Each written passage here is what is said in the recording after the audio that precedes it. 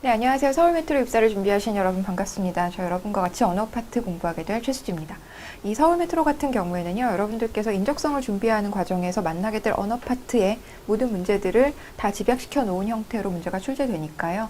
여러분들께서 어휘, 또 한자, 그리고 각각의 문장 또는 독해 파트까지 모두 다 완벽하게 정복하실 수 있어야겠습니다.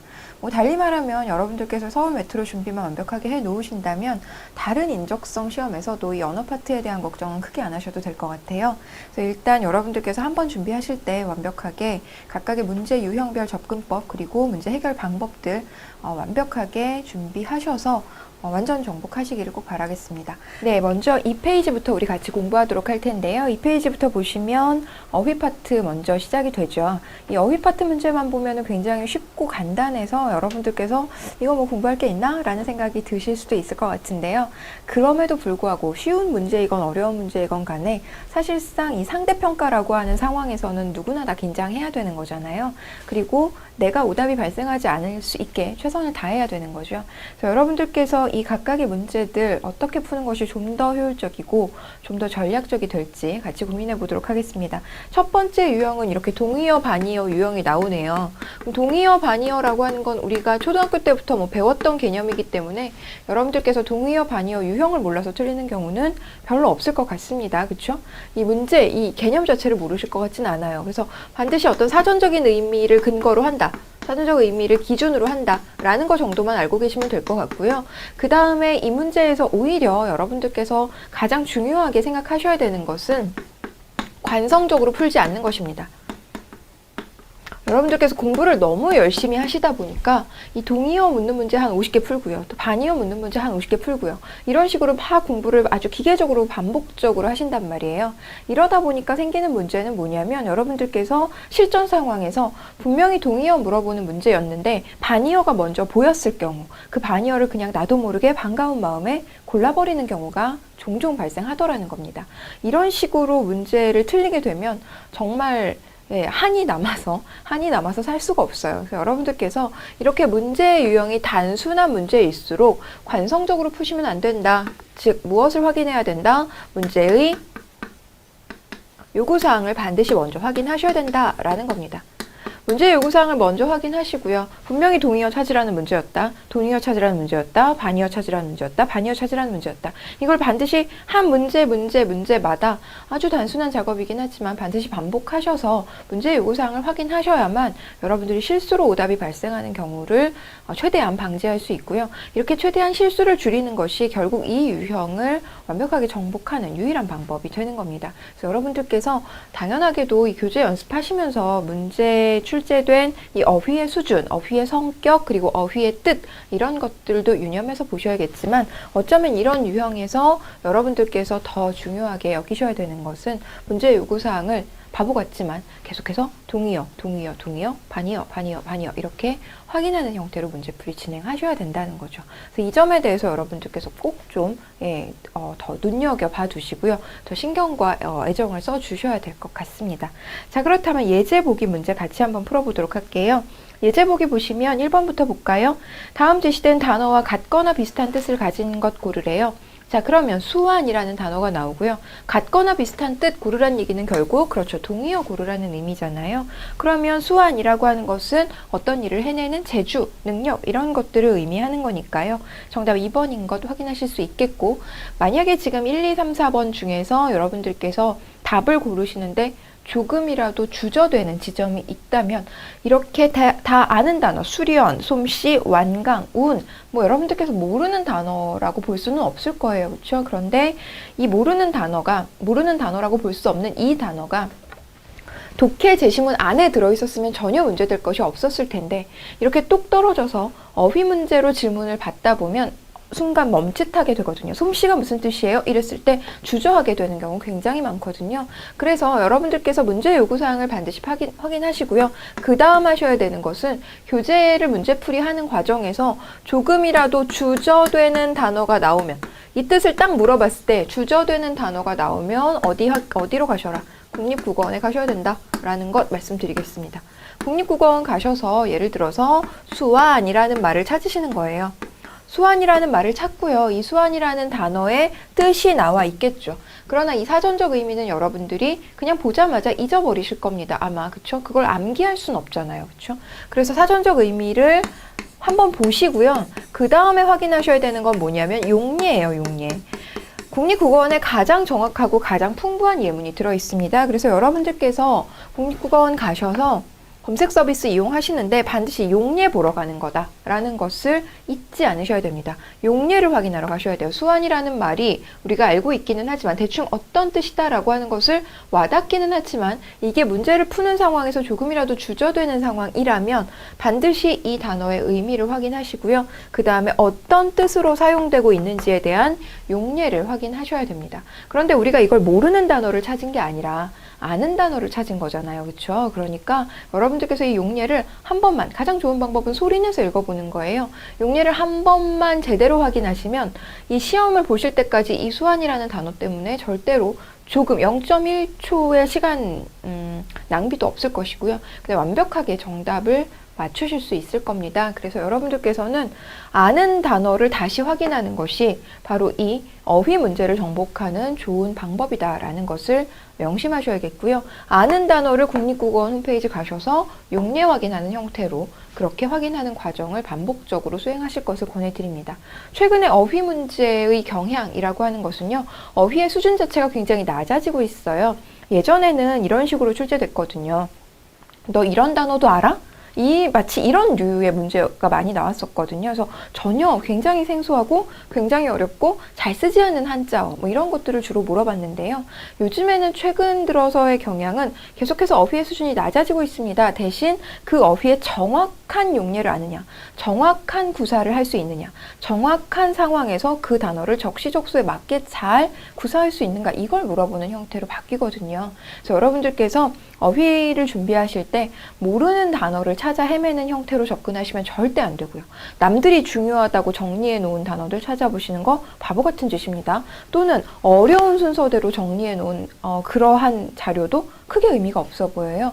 여러분들께서 아는 단어, 그러나 안다고 착각했거나 또는 알고 있다고 어렴풋이 알고 있는 단어들의 용례를 반드시 정확하게 확인하시는 형태로 준비하셔야 된다라는 것 다시 한번 강조드리겠습니다. 자, 2번 볼게요. 다음 제시된 단어와 반대의 뜻을 가진 거 이제 반이요 고르라는 얘기니까요. 신승이라고 하는 거 겨우 이기다 이런 의미잖아요. 그러면 아주 쉽게 이기는 것, 너끈하게 이기는 것이 반대말인 것이겠죠. 그래서 정답은 2번 낙승 되겠고요. 신승, 낙승, 뭐 요것과 관련된 단어들은 굉장히 자주 언급되는 표현이니까 반드시 확인해 주세요.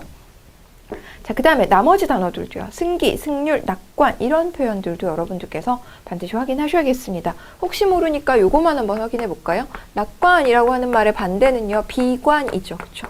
그럼 낙관이 뭐예요? 낙관이 뭐예요?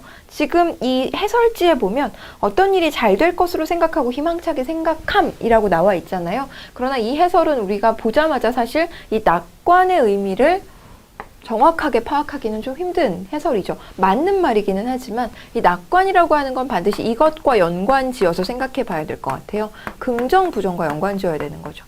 낙관이라고 하는 것은 미래에 대한 태도예요. 미래에 대한 긍정적인 태도를 낙관이라고 하는 거고요. 비관은 역시 미래에 대한 부정적 태도를 비관이라고 하는 겁니다. 그렇다면 긍정, 부정은 무엇에 대한? 그렇죠. 현재에 대한 태도를 의미한다는 것 알아두시면 요거 반드시 써먹을 때가 있을 거예요. 그래서 반드시 낙관과 비관 그리고 긍정과 부정의 차이 한번 확인하고 넘어가겠습니다. 자, 그렇다면 유형 익히기 통해서 여러분들 같이 한번 연습해 보도록 하겠습니다.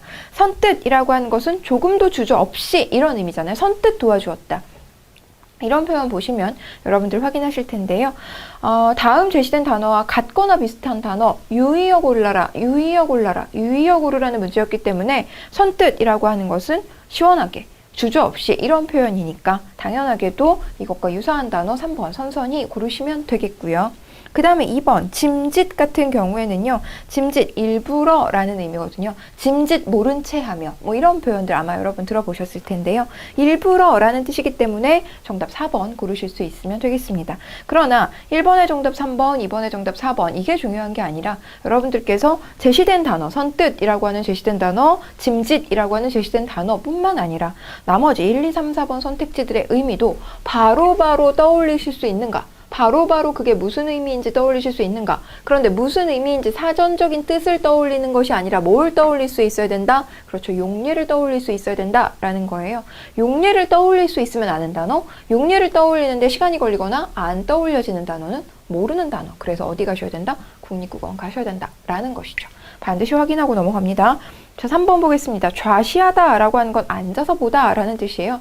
그럼 뭐 서서 보다가 반대말이냐? 그렇지 않죠. 여기서 이 앉아서 보다 라고 하는 것은요. 그렇죠. 이게 가만히 지켜보다 라는 의미죠. 그래서 여러분들 뭐 좌시하지 않겠다 이런 표현을 떠올리실 수 있으면 이 단어 아는 거다. 뭐 이 좌시가 앉아서 보는 것이라는 말을 모르신다 하더라도 그런 의미가 있다는 걸 모른다 하더라도 좌시하지 않겠다가 어떤 의미라는 거 그냥 두고 보지 않겠다라는 의미라는 걸 알고 계신다면 여러분들께서는 정답 1번 고르실 수 있고요.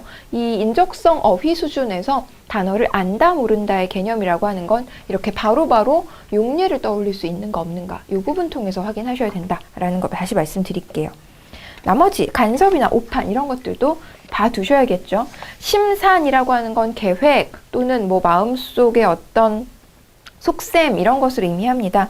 그래서 정답은 2번이 되는 거고 바로 속셈이 나오네요. 그렇죠? 2번이 되는 거고요. 넌 도대체 어떻게 할 심산이냐? 뭐 이런 식의 표현이 여러분들의 머릿속에 떠올릴 수 있어야 되는 거죠. 손방, 심의, 겉탈 같은 표현들 여러분들께서 혹시라도 손방이나 겉탈은 자주 쓰는 표현이 아니기 때문에 의미 확인 더 해두셔야 되겠고요. 반드시 용례 확인도 하셔야겠습니다. 5번 볼게요. 별세라고 하는 건요. 그렇죠? 죽음을 의미하는 뜻이잖아요. 그렇죠? 그러면 영면, 기세, 운명, 잡매 모두 다 죽음을 의미하는 말이에요. 그래서 이 문제 같은 경우에는 문제를 딱 보자마자 약간 하는 게 맞는데요. 당황하는 게 맞는데 이 당황하는 것을 잠깐 자연스럽게 넘기고 나서 그 다음에 그렇다면 별세가 무슨 뜻이었지? 그렇죠. 높은 사람이 죽었을 때를 우리가 별세했다라고 표현하는 거죠. 뭐 자기보다 낮은 사람이 죽은 경우에는 별세라는 표현 쓰지 않습니다. 그래서 높임, 윗사람이 돌아간 경우를 이르는 말로서 좀 더 구체적인 의미로 확인하셔야겠고요. 그렇다면 정답 2번 기세가 되겠습니다. 근데 기세나 잡매 같은 표현 여러분들 잘 모르실 것 같거든요. 지금 확인하시는 게 똑똑한 방법이죠. 지금 이 문제를 맞췄느냐 틀렸느냐는 전혀 여러분들의 대세에 크게 지장이 없습니다. 그렇죠? 반드시 여러분들께서는 지금 내가 모르는 단어 또는 알고 있다고 착각했던 단어를 만나는 기회로 삼으시는 게 더 똑똑한 방법이 된다는 거 다시 말씀드릴게요. 그 다음에 걸출하다라고 하는 거 굉장히 뛰어나다, 특별하다 이런 의미잖아요. 그럼 당연히 우리는 유의어 찾는 과정이니까요. 그쵸? 발군의 실력이다 뭐 이런 말 떠올리실 수 있으면 정답 2번이 되겠고요. 뭐 그는 굉장히 발군이다 이런 식의 표현도 많이 하죠. 그 선수는 발군이다 이런 식의 표현들 여러분들께서 떠올리실 수 있어야겠습니다. 간자라고 하는 것은요. 그렇죠? 간첩을 의미하는 거예요. 그래서 사이에 있는 사람이라는 겁니다. 그래서 간첩 역할을 하는 것을 우리가 간자라고 한다는 것을 간첩이란 말은 아는데 간자라는 말 몰라서 틀리실 수 있을 것 같은데요. 지금 확인하고 넘어가면 되겠습니다. 성기다라고 하는 건 드문드문하다, 거리적으로, 물리적으로 띄엄띄엄하다 이런 뜻이거든요. 그래서 정답은 2번이 되겠고요. 배다, 촘촘하다가 역시 유의어로서 1번, 3번이 유의어로서 성기다의 반의어 관계라는 것을 확인하셔야겠습니다. 9번은요. 짜장이라고 하는 것은 정말 이런 뜻입니다. 짜장면이 아니고요. 짜장이라고 하는 건 순 우리말로 아름다운 순 우리말 베스트 한 5 안에 들어가는 예쁜 우리말이에요. 그래서 짜장이라고 하는 건 정말 이런 뜻이라는 것 알아두셔야겠습니다. 방랑과 방황은 떠돌아다닌다라는 의미로서 유의어라는 걸 확인하실 수 있겠고요. 타락과 부패가 같은 뜻이에요. 타락이라고 하는 것은 올바른 길을 벗어난다라는 뜻이거든요. 부패 역시 마찬가지입니다. 그런데 우리가 타락하면 막 청소년 뭐 이런 게 떠오르고 부패하면 비리 공무원 뭐 이런 게 떠올라서 두 단어가 유의관계라는 것이 잘 와닿지 않는 경우 있는데요. 타락과 부패는 모두 다 올바른 그 범주에서 벗어났다라는 의미로서 유의어라는 것 확인하셔야겠고요. 나머지 개진, 일품, 진기도 봐두셔야겠습니다. 그 다음 12번에서 21번 넘어가 보도록 할게요. 이제는 반대의 뜻 가진 단어 반이어 고르라는 문제잖아요. 반이어 고르라고 했으면 반이어 골라야 된다는 거예요. 유이어 고르라고 했으면 유이어 골라야 된다는 거죠. 너무 당연한 얘기긴 한데 여러분들께서 요 지점을 놓쳐서 억울하게 틀리는 문제가 굉장히 많거든요. 그래서 반드시 제가 좀 지나치다 싶게 지금 잔소리를 합니다. 자, 12번 볼게요. 이문이라고 하는 것은 이익이잖아요. 여러분, 이문이 남아야 장사를 하지. 뭐 이런 식의 표현들 아마 생각하실 수 있을 텐데요. 그렇다면 손해라는 말을 고르실 수 있어야겠고요. 그와 유사한 뜻, 그렇죠. 결손. 이 되겠습니다. 금전적 손실을 우리가 결손이라고 하는 것이죠. 차액, 그렇죠. 이익과 손해의 차이가 나는 액수를 우리가 차액이라고 한다는 것 여러분 아실 것 같아요. 13번 보겠습니다. 냉대라고 하는 건 아주 박하게 대접하는 것, 아주 차갑게 대접하는 것을 의미하는 거니까 이것과 반대되는 표현은요. 그렇죠. 후하게 대접하는 것이라는 의미에서 알아두셔야겠고요. 14번은요. 만성, 아주 천천히 지속되는 성질이니까 급하게 발생한 성질이라는 뜻으로 급성 고르실 수 있어야겠습니다. 채용과 해고, 농후하다와 희박하다. 이거는 알고 계실 것 같아요. 그 다음 12번 보죠. 배간이라고 하는 건 배간시하다. 이런 식의 표현 여러분 아마 들어보셨을 것 같아요.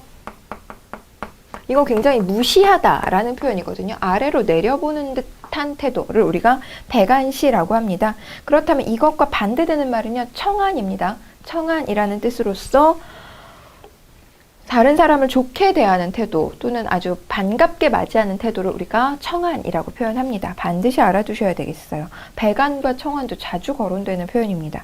18번은요. 착공식이라고 하는 거 공사를 시작하는 식이라는 의미잖아요. 그럼 공사를 다 마치고 나서 하는 의식을 그렇죠. 준공식이라고 하고요. 저 건물 준공이 언제야? 뭐 이 건물 착공이 언제야? 이런 것들 말 떠올리실 수 있어야겠어요. 그 다음에 이 착공식과 기공식이 유의어예요. 그래서 이것도 반드시 유의관계 물어보는 문제에서도 착공식과 기공, 착공, 기공, 뭐 준공 이런 표현들, 시공 이것도 역시 공사를 시작한다라는 의미이기 때문에 여러분들께서 각각의 단어들 유의관계인 것, 반의관계인 것 구분해서 알아두셔야겠습니다.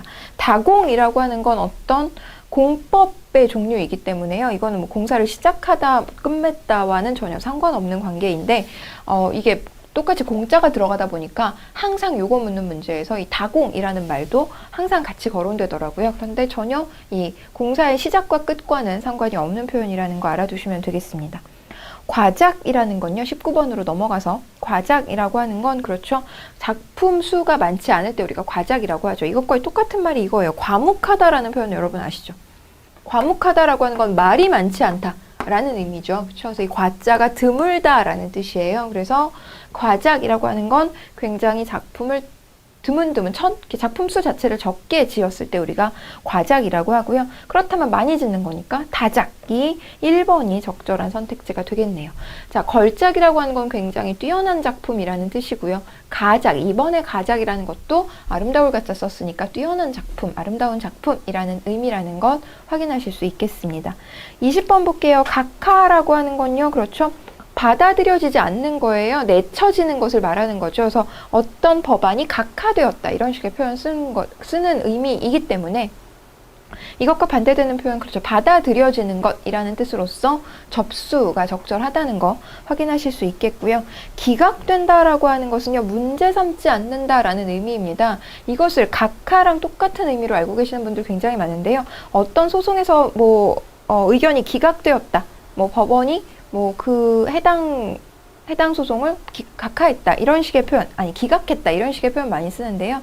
이때 기각이라고 하는 것은 그냥 그런 걸로 더 이상 언급하지 않겠다라는 의미라는 것 알아두셔야겠습니다. 21번의 개운하다와 꺼림하다는 금방 알고 바로바로 답 고르실 수 있을 것 같고요. 자, 그 다음에 단어의 상관관계 한번 보도록 하죠.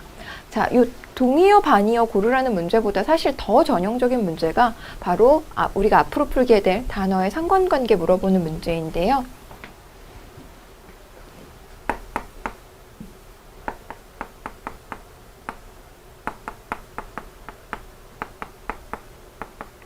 이 단어의 상관관계는 상관관계라는 말을 좀 아실 필요가 있죠. 상관관계라고 하는 말은 굉장히 무책임한 말이에요. 왜냐하면 어떤 관계가 있기만 하면 다 상관관계이기 때문인 거죠. 뭐 예를 들어서 비례관계도 상관관계이고 반비례관계도 상관관계이고 인과관계도 상관관계이고요. 어떤 관계든지 어떤 관계가 있기만 하면 다 상관관계이기 때문에 그냥 단어와 단어들 사이에 어떤 관계라는 말로 대체해도 전혀 무방하죠.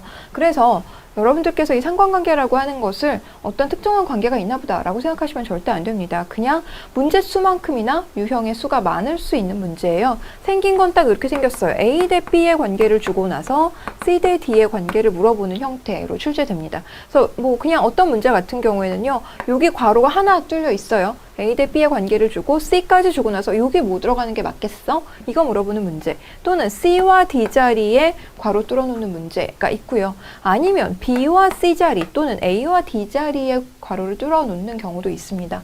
1번 유형을 푸는 데는 한 단어를 다 알고 있다는 상태에서 한 3초? 얘 푸는데 역시 한 4, 5초면 풀 수 있어요. 단어를 안다는 전제 하에서는. 그런데 B와 C 자리의 관계를 뚫어놓은 문제 같은 경우 세 번째 유형 같은 경우에는 시간이 상대적으로 훨씬 더 오래 걸립니다. 2, 30초 이상 걸릴 수 있거든요. 그러나 문제를 푸는 데 있어서 시간이 좀 더 오래 걸린다고 해서 절대 그 문제가 더 어려워지는 것은 아니기 때문에 우리가 좀 시간을 부족하게 풀기는 하지만 그래도 여러분들께서 시간을 조금 더 쓰고라도 분명히 맞출 수 있는 문제의 경우 맞추고 넘어가는 것이 좋습니다.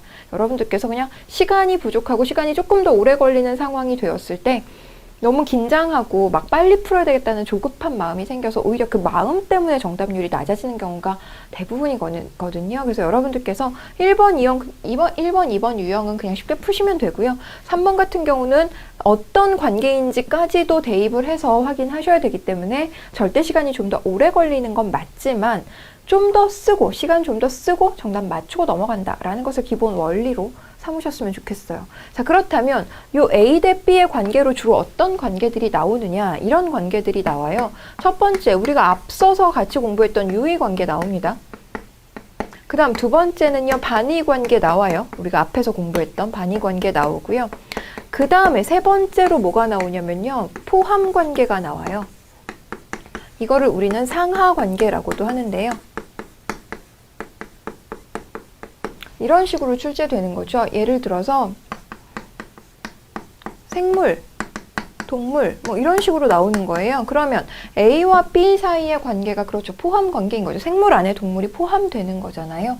그런데 만약에 이렇게 생각해 볼까요? 동물 다음에 포유류 이렇게 나왔다고 봅시다. 그러면 이렇게 놓고 보면 얘가 상위어가 되고 얘가 하위어가 되지만 이렇게 놓고 보면 얘가 다시 상위어가 되고 얘가 하위어가 되는 거죠.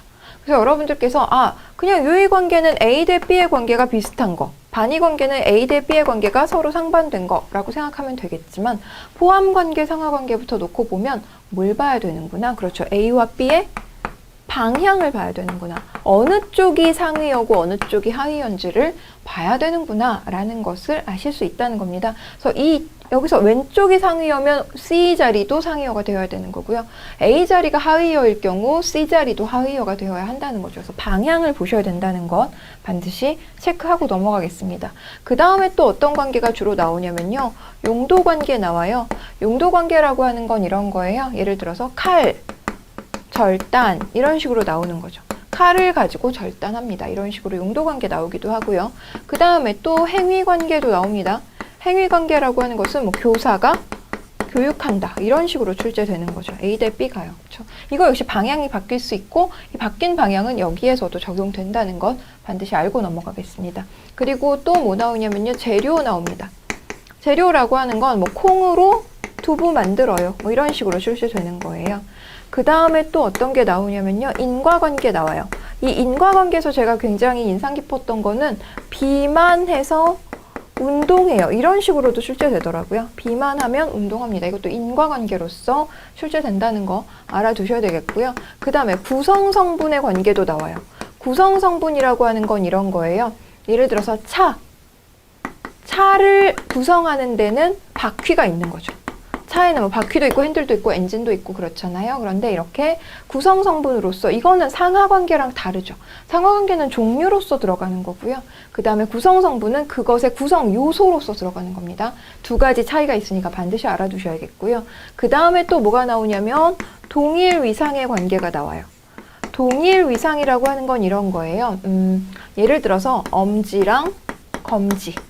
엄지손가락과 검지손가락 같은 경우에는 둘 다 위상이 똑같죠. 위상이 똑같아요. 레벨이 같다는 뜻이에요. 둘 다 손가락이라고 하는 상위어를 동시에 가질 수 있는 동일한 위상의 관계입니다. 연필과 샤프, 의자와 책상 모두 다 동일한 위상의 관계인 거죠. 필기구라고 하는 종류에 다 같이 들어갈 수 있고 가구라고 하는 종류에 다 같이 들어갈 수 있잖아요. 그래서 이렇게 동일 위상의 관계도 물어보는 경우 굉장히 많고요. 그 다음에 또 하나 확인하셔야 되는 거는 문장 성분의 관계예요. 문장 성분의 관계가 나오는데요. 문장 성분의 관계는 이런 식으로 나와요. 밥 먹다 이런 식으로 출제돼요. 그럼 얘는 밥을 먹다니까 목적어와 서술어의 관계라는 거죠. 문장 성분의 관계가 굉장히 자주 거론된다는 거 알아두셔야겠습니다. 그 다음에 밥을 먹다, 그 다음에 만약에 물 이렇게 나와 있다. 그럼 여기 들어갈 수 있는 말이 뭘까요? 굉장히 많죠. 여러분들 아마 마시다 요거만 딱 생각하실 수 있을지 모르겠는데요. 물을 마시다도 가능하고 물을 사다, 물을 버리다, 물을 빌리다 등등등등 굉장히 여러 가지의 단어들이 들어갈 수 있습니다. 그런데 선택지에 마시다라는 말이 없으면 여러분들 이거 뭔가 이상해, 어색해, 잘못된 것 같아 라고 하고 바로 멘붕이 오면서 답을 못 골라버리는 상황이 되는 거예요. 우리는 지금 뭘 찾고 있다. 그렇죠? 단어의 상관, 관계를 찾고 있습니다. 관계를 찾고 있는 거예요. 그래서 반드시 여기 뭐가 들어가야 된다. 고정적인 단어가 정해져 있는 것이 아니죠. 여기에 들어갈 수 있는 단어가 굉장히 많다는 것을 여러분들께서 확인하셔야 되겠고요. 우리는 이 관계를 물어보고 있다라는 것을 여러분들께서 기억해 주셨으면 좋겠어요. 그래서 이 안에는 굉장히 많은 것들이 들어갈 수 있다는 것. 그 다음에 밥을 먹다처럼 목적어와 서술어의 관계죠. 이랬을 때 여러분들께서 을과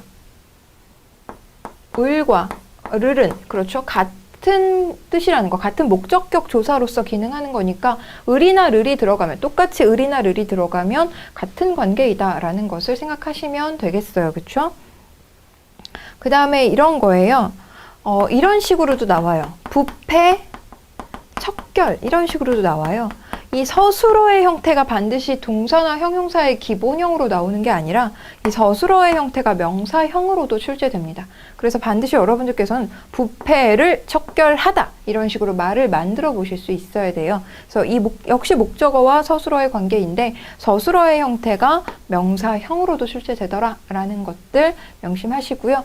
기본적으로 10가지 정도만 머릿속에 좀 집어 넣으시고 나머지 관계들 같은 경우 좀 특별한 관계로 나오는 그러한 관계들은 여러분들께서 관계를 몰라서 틀릴 수는 없어요. 그래서 반드시 이 관계에 대해서는 10가지 머릿속에서 10가지를 기본적으로 머릿속에 집어넣고 나머지 관계는 그냥 문제를 통해서 확인하시면 됩니다. 그런데 이렇게 딱 가이드라인을 제시하지 않으면 여러분이 그냥 예를 들어서 뭐 콩과 두부 뭐 이런 관계가 나왔어요.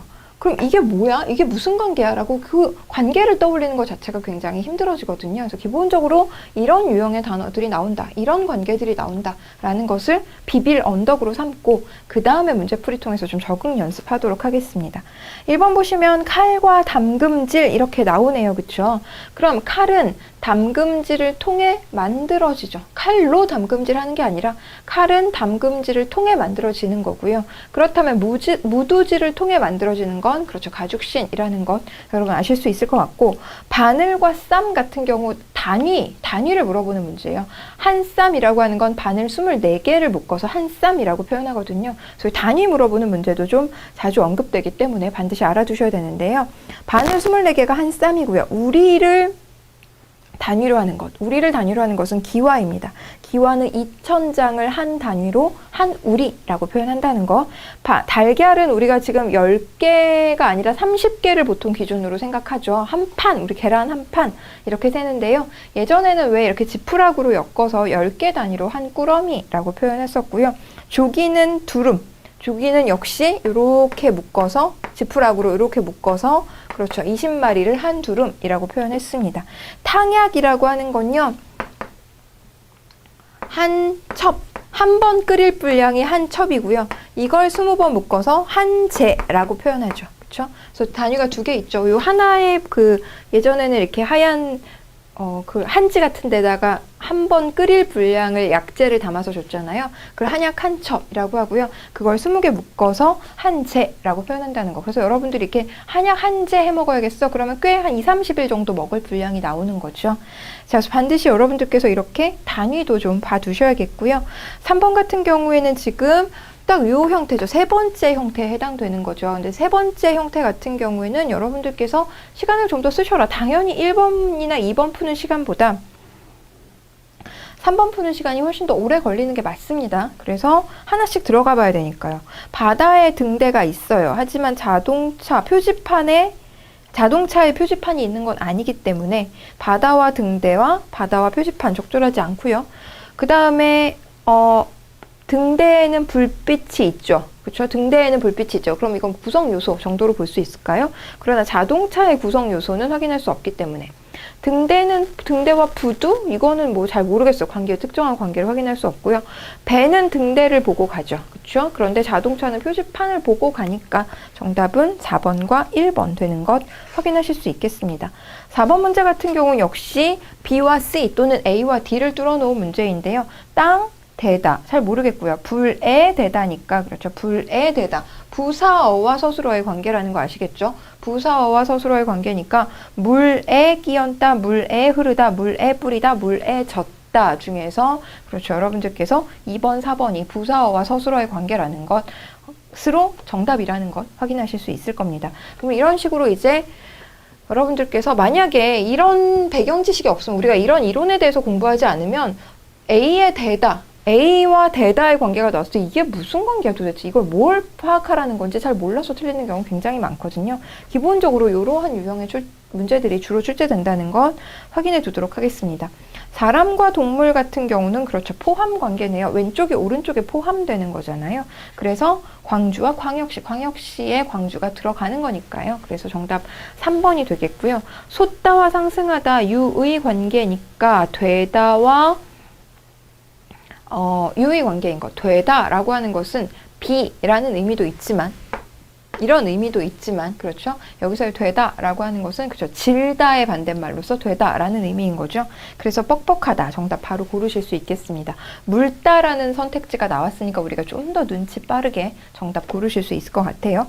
동의하다, 찬동하다 역시 유의 관계니까 적절하다와 적합하다 고르실 수 있겠고요. 그 다음에 나비와 매미 같은 경우 그렇죠. 지금 여기에서 나비와 매미는 동일 위상인 거잖아요. 둘 다 곤충인 거죠. 그렇다면 토끼와 동일 위상의 것 고르실 수 있어야겠네요. 포유류 동물로서 사자 고르실 수 있어야겠습니다. 나비와 매미와 토끼와 타조 둘 다 동물이네. 이렇게 접근하시면 조금 덜 똑똑한 거죠. 지금 우리는 가장 근접한 애들을 골라야 되는 거니까 나비와 매미가 곤충으로 갔다면 곤충과 동일한 레벨의 그렇죠. 포유류로서 사자를 고르실 수 있어야겠습니다. 5번 같은 경우 온화와 온난 유의 관계니까요. 중상 굉장히 크게 다친 상처 즉 치명상 정답 고르실 수 있어야겠고요.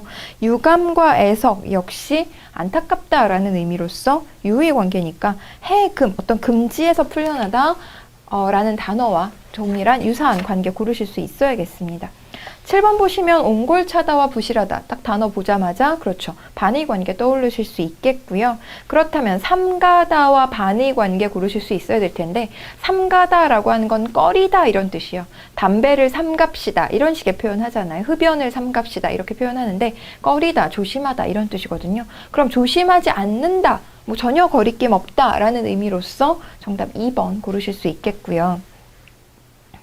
그 다음에 8번 보겠습니다. 허술하다와 오달지다 같은 경우 역시 반의어거든요. 오달지다라고 하는 건 아주 야무지다 이런 의미입니다. 그래서 빈곤하다의 반대말 가멸차다 고르실 수 있어야겠습니다. 이 가멸차다라는 말이 어감상으로 보면 약간 부정적인 어감이 나는데요. 가멸차다 굉장히 풍요롭다, 풍족하다, 넉넉하다 이런 뜻이거든요. 그래서 빈곤하다의 반대말 가멸차다라는 것 확인하고 넘어갑니다.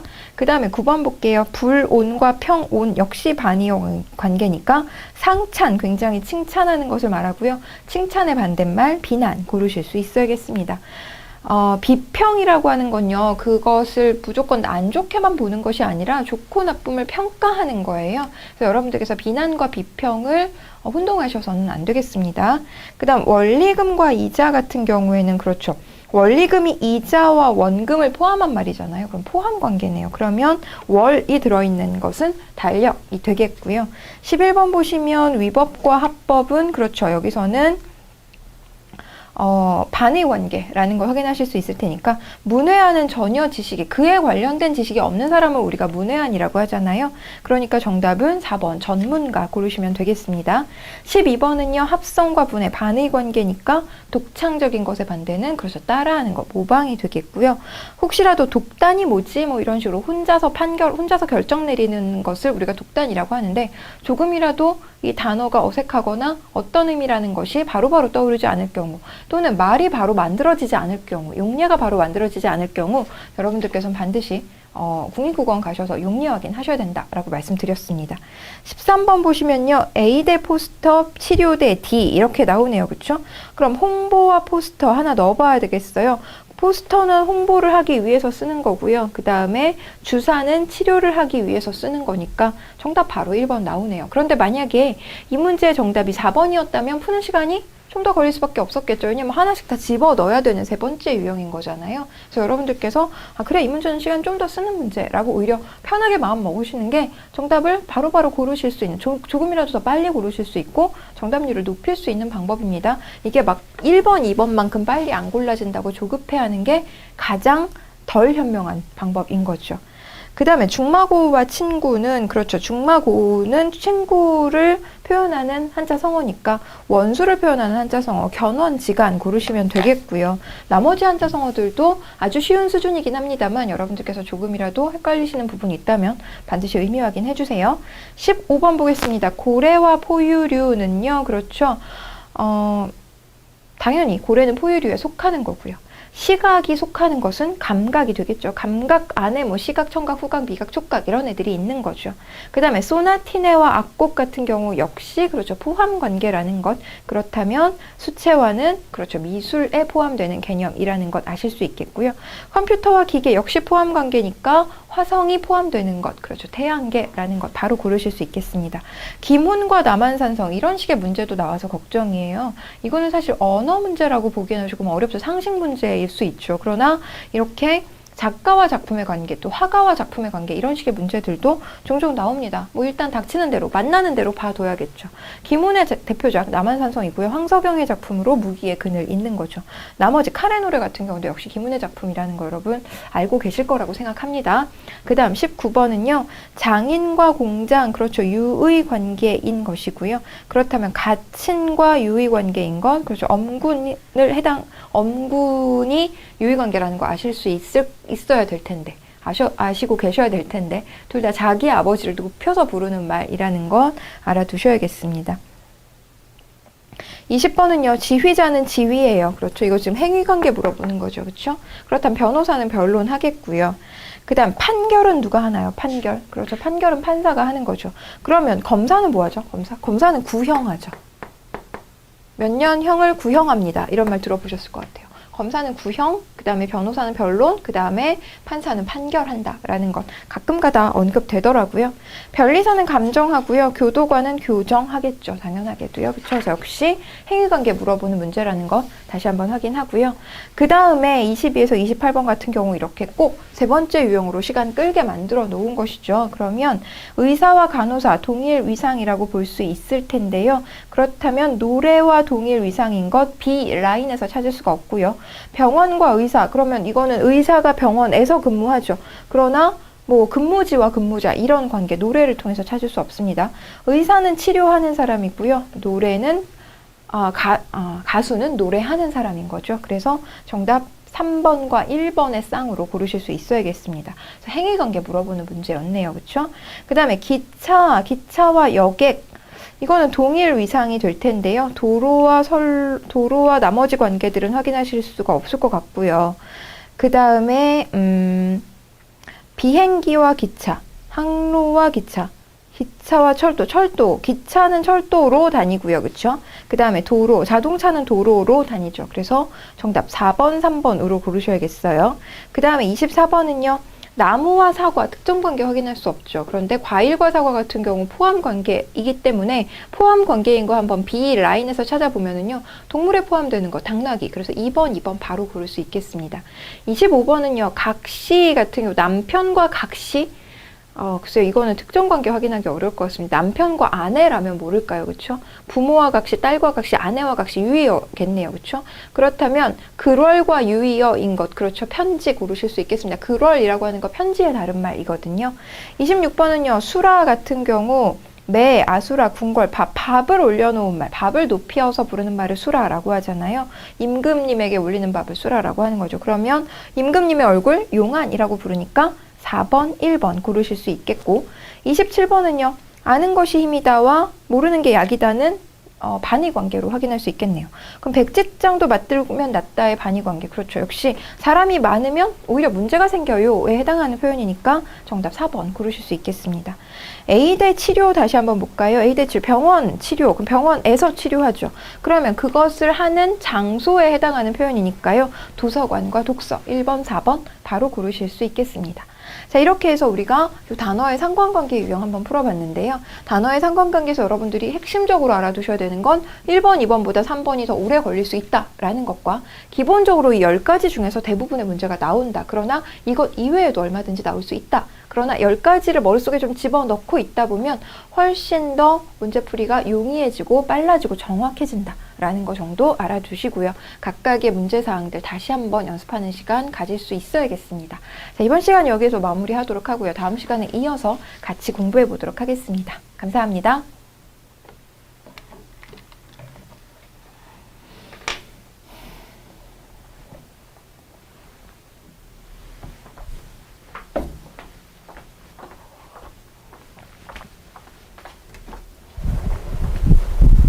저 끝났어요.